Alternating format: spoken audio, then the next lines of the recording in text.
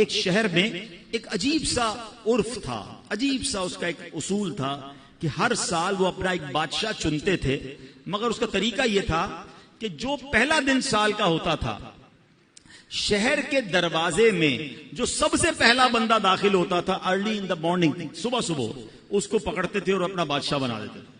تو ایک اجنبی سا شخص تھا، وہ اس کو پتا بھی نہیں تھا، وہ شہر میں صبح صبح داخل ہوا، شہر والوں نے پکڑ لیا، مبارک ہو مبارک ہو، اس کو ہار وغیرہ پہنایا، کہ خیریت تو ہے؟ کہ آپ کو مبارک ہو، آپ ہمارے بادشاہ بن گئے۔ کہ کیوں بادشاہ بن گیا؟ کہ ہمارا اصول ہے جو سال کے پہلے دن سب سے پہلے شہر میں داخل ہوتا ہے وہ بادشاہ۔ کہ اچھا، تو کتنے ٹائم کے لیے بادشاہ؟ کہ 1 سال کے لیے۔ وہ تھا بڑا عقل مند آدمی، کہتا 1 سال کے لیے؟ کہ ہاں۔ کہ پہلے جو مجھ سے پہلے بادشاہ تھے وہ سارے کہاں گئے؟ کہ وہ 1 سال حکومت کرتے ہیں، پھر ہم ان کو ایک جنگل میں جا کے پھینک کے آ جاتے ہیں، اور اس جنگل کے اندر وہ بھوکا پیاسا مر جاتا ہے، اگر بھوکا پیاسا نہیں مرتا تو سانپ بچھو کھا جاتے ہیں۔ اس نے کہا اچھا۔ اب اس نے بڑی عقل بندی کی، اس نے پہلے تو پورے شہر والوں کے کام بڑے اچھے کیے، ان کے مسائل حل کیے، اور پھر غیر محسوس انداز میں اس نے اس شہر سے اس جنگل تک کا روڈ بنوایا۔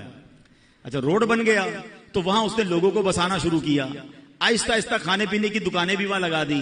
اب جب سال پورا ہوا تو لوگوں کو کہا ٹھیک ہے بھائی، میرا ٹائم پورا ہو گیا، مجھے بھی اسی جنگل میں چھوڑ کے آ جاؤ۔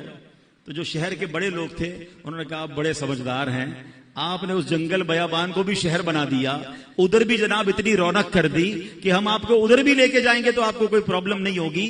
ہمیں ایسے ہی عقل مند بادشاہ کی ضرورت تھی، اب ہم سب نے مل کر فیصلہ کیا ہے آپ ہی ہمارے بادشاہ رہیں گے۔ اب بظاہر تو یہ واقعہ ہے، مگر کیا مجھے اور آپ کو ایک شہر میں نہیں جانا ہے؟ مجھے اور آپ کو ایک اور دنیا میں نہیں جانا ہے جہاں سانپ اور بچھو بھی ہو سکتے ہیں؟ اللہ ناراض ہوا تو قبر میں سانپ اور بچھو بھی تو ہو سکتے ہیں نا۔ جہنم کی آگ اور جہنم کا عذاب کتنا خطرناک ہے، مگر ہم میں سے کون ہے جو اس جہان کو، آخرت کے معاملات کو آسان کرنے کے لیے یہاں سوچ رہا ہے کہ یار یہیں رہ کر میں آخرت بہتر کر لوں۔